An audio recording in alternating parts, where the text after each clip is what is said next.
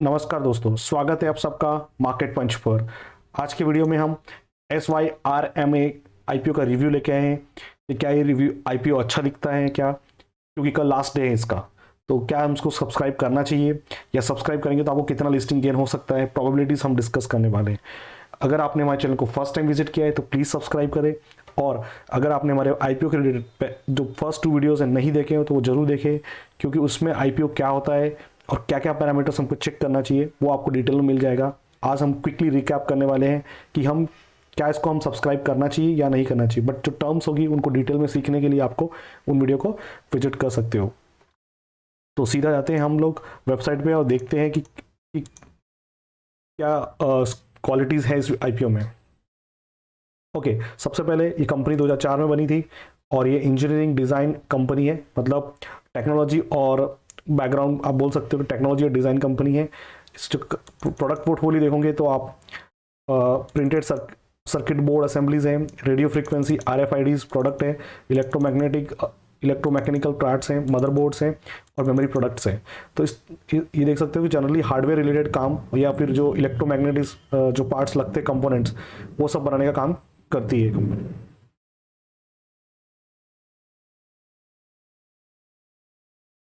Okay, सो ये company के financial है एकदम क्विक में। रिवेन्यू 350 करोड़ था 2019 में, और 20 में 404, और 21 में 444। अगर प्रॉफिट देखोगे तो 20 फिर डबल हो गया 43 एंड 28। अभी रिसेंट प्रॉफिट 28 है, तो मतलब पिछले साल फाइनेंशियल जो क्लोजिंग हुआ उस पर आपका रिवेन्यू फॉल्स हुआ था। और 22 का डिटेल्स यहाँ पे नहीं है, तो हमारे पास उसके लिए नहीं है। अच्छा, तो ये आईपीओ क्यों लेके आ रहे हैं कि इनका जो R&D फैसिलिटीज़ है उनके लिए फंड चाहिए, और उसका मैन्युफैक्चरिंग फैसिलिटीज है उसको एक्सपांड करना चाहते हैं, और लॉन्ग टर्म कैपिटल रिक्वायरमेंट चाहिए उनको कंपनी को, और जनरल पर्पस। ये आईपीओ 12 तारीख को ओपन हुआ था, 18 को क्लोज हो रहा है, मतलब कल लास्ट डे है इसका। सो इसकी फेस वैल्यू 10 है, फेस वैल्यू को ज़्यादा मायने नहीं रखता है, बट हाँ रेंज 209 से लेकर 220 है, मतलब 11 पॉइंट का रेंज है। 68 शेयर्स आपको मिनिमम सब्सक्राइब करने पड़ेंगे, या उसके मल्टीपल्स में 68, 136 इस तरह से आपको सब्सक्राइब करने पड़ेंगे। इशू का साइज 840 करोड़ का है, यहाँ पे शेयर्स के नंबर मेंशन नहीं है, बट हाँ 840 करोड़ का है। और जो फ्रेश इशू है, तो फ्रेश इशू में 766 करोड़ का है, और बाकी बचा हुआ जो अमाउंट है वो ऑफर फॉर सेल है, मतलब प्रमोटर अपनी स्टेक्स भी सेल कर रहा है, और मेनली वो न्यू मतलब फ्रेश कैश रिक्वायरमेंट उठा रहा है मार्केट से। तो ये सब तो आप इनके बारे में, प्रमोटर्स कौन है इनके बारे में डिटेल्स वहाँ जान सकते हो। और प्रमोटर की होल्डिंग 58% है दिसंबर 2021 के हिसाब से। सो अभी वो आफ्टर पोस्ट इश्यू कम हो जाएगी। एक क्विक रिकैप करते हैं कि आईपीओ की ओपनिंग डेट 12 थी, 18 कल क्लोज हो रहा है। अलॉटमेंट अगर आप सब्सक्राइब करते हो, आपको अलॉट होता है तो 23 को पता चल जाएगा, अदरवाइज आपको रिफंड आ जाएगा 24 को, और आपके डीमेट में ऐड हो जाएगा 25 को अगर आपको मिलता है, और लिस्टिंग इसका 26 को है। सो अगर आप रिटेल कैटेगरी में अप्लाई करते हो तो आपको मिनिमम आप 1 लॉट अप्लाई करोगे तो आपको 68 शेयर्स मिलेंगे, और उसमें आपको 14,960 रुपीज़ इन्वेस्ट करना पड़ेगा। आप मैक्सिमम 13 कर सकते हो रिटेल कैटेगरी में, 13 लॉट्स, तो उसके लिए आपको 194,500 के आसपास का कैश चाहिएगा। तो सबसे इंपॉर्टेंट जो चीज़ होती है कि आईपीओ कब सब्सक्राइब करना चाहिए, करेक्ट। तो अभी हम देखते हैं कि जो इंस्टीट्यूशनल इन्वेस्टर्स हैं उन्होंने 0.7 टाइम्स सब्सक्राइब किया अभी तक, मतलब अंडर सब्सक्रिप्शन है, पूरा ओवर सब्सक्राइब नहीं हुआ है। और अगर एनआईए कैटेगरीज में देखते हो तो आपको ओवरऑल 3.5 हुआ है, रिटेल कैटेगरी में 2.66 हुआ था। ओवरऑल अगर सभी कैटेगरी का एवरेज करें तो 2.27 है। मैं जब भी कोई आईपीओ सब्सक्राइब करता हूँ तब मैं ये देखता हूँ कि मिनिमम 15 टाइम्स सब्सक्राइब होना चाहिए, ओवरऑल सब्सक्रिप्शन 15 टाइम्स होना चाहिए, और इंडिविजुअल कैटेगरी में लाइक क्यूएबी इन ईच कैटेगरी वो पूरा ओवर सब्सक्राइब होना चाहिए, जो दोनों कैटेगरी में अभी तक मेट नहीं कर रहा है। पर जनरली क्यूआईबी का कैटेगरीज आपको जो लास्ट डे है उसी में आफ्टरनून में 12-1 बजे के आसपास फील होता है। तो अभी मेरा स्टैंड रहेगा वेट एंड वॉच, कि कल अगर इसके नंबर्स सब्सक्रिप्शन के नंबर ठीक रहेंगे तो सब्सक्राइब करूंगा, otherwise I will not subscribe.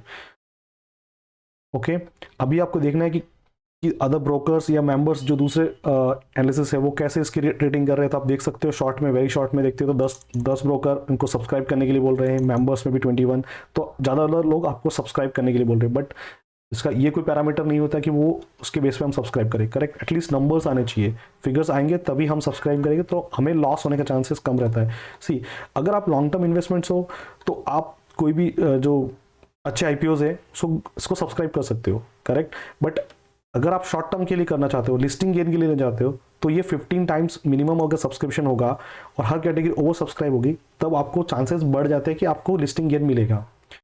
तो ये था कि कंपनी के बारे में, और इस आईपीओ कंपनी के बारे में डिटेल्स में था, कि शॉर्ट्स में था कि कम आ रहा है, क्या जा रहा है, और अभी सब्सक्रिप्शन नंबर क्या है। अभी इसका आईपीओ का रिव्यू का रिकैप कर लेते हैं। अगर मान लो कल ये 15 टाइम्स दोपहर में हो जाता है और फिर हम सब्सक्राइब करते हैं, करेक्ट, तो उस समय आईपीओ का रिव्यू क्या है, आईपीओ का रिव्यू कैसा लग रहा है। अगर आप रिव्यू देखना चाहोगे तो भी ये फास्ट एंड ग्रोइंग कंपनी है, सब कुछ सही है इसका। अगर आप चाहो तो डिटेल में डिस्कस कर सकते हो, आप चित्तौड़गढ़.com पे जाके आप इस आईपीओ के बारे में डिटेल में देख सकते हो। मुझे जो आपको एक हाईलाइट करना चाहता हूँ कि इसका रिकैप क्या है, फाइनेंशियल हिस्ट्रीज में देखते हैं तो वो हमारे लिए एक ईजी हो जाता है चीज़ें, करेक्ट। सो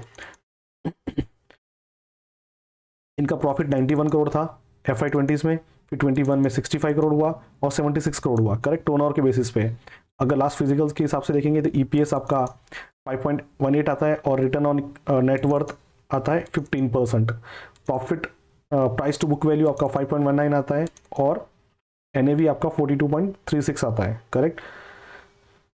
तो अगर इनके बेस पे अगर वो 22 की जो नंबर्स है उसके हिसाब से अगर इसका कैलकुलेट करें, अगर आप बोलते हो उसको कि पी कैलकुलेट करें तो वो 50 आता है, करेक्ट। और जब भी कोई कंपनी मार्केट में आईपीओ लेके आती है तो वो उसको बोलती है कि मेरे लिस्टेड पीयर्स क्या है, मतलब उनके जैसी कौन सी कंपनी जो है लिस्टेड है। तो अगर इन्होंने लिस्टेड बताया है डिक्सन टेक्नोलॉजी और अंबर एंटरप्राइजेस को, करेक्ट। तो अगर आप इन दोनों के पीईज देखते हो तो डिक्सन का 131 है और इसका 151 है, तो काफ़ी हाई प्रीमियम पे दोनों कंपनी लिस्टेड है, करेक्ट। तो हम भी एक्सपेक्ट कर सकते हैं कि इस कंपनी को भी एक अगर अच्छा अप्रिसिएशन मिल सकता है, हाई अगर नंबर सब्सक्रिप्शन अच्छे होते हैं तो इसको काफ़ी अट्रैक्टिव वैल्यूशन पे लिस्ट हो सकता है। तो अभी नंबर्स का आना बाकी है क्योंकि इसका पी अभी करंट नंबर से बहुत कम है, करेक्ट। ये तो आपका हिस्ट्री हो गया, बट अगर आप कंक्लूजन करते हो, अगर आप लॉन्ग टर्म के लिए करना चाहते हो तो आप इसको सब्सक्राइब कर सकते हो।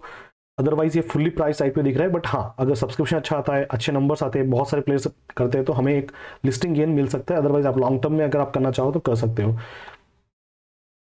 अगर यस अभी इस आईपीओ की जीएमपी प्राइस चेक कर लेते हैं, ग्रे मार्केट प्राइस क्या चल रहा है अभी, उसके हिसाब से भी काफ़ी टाइम आपको एक आइडिया मिल जाएगा कि अभी क्या प्रीमियम देने के लिए तैयार है मार्केट में। सो अगर आप 11 से देखते हो तो आपको 235 था, जो 6% होता था करंट प्राइस से, मतलब आईपीओ के अपर बैंड से, ओके। 12 को ये 10% दिखा रहा था, 13 को 15 को कम हो गया, 16 को भी कम हो गया, बट आज बढ़ गया तो 15% है। तो जब 15% ही गेन दिख रहा है आपको, करेक्ट। बट अभी तो ये आज की प्राइस है, कल जब क्लोज होगा उसके बाद जो 4-5 दिन बलेगा क्लोजिंग होने के बाद, तो उसमें भी प्लस माइनस हो सकता है, करेक्ट।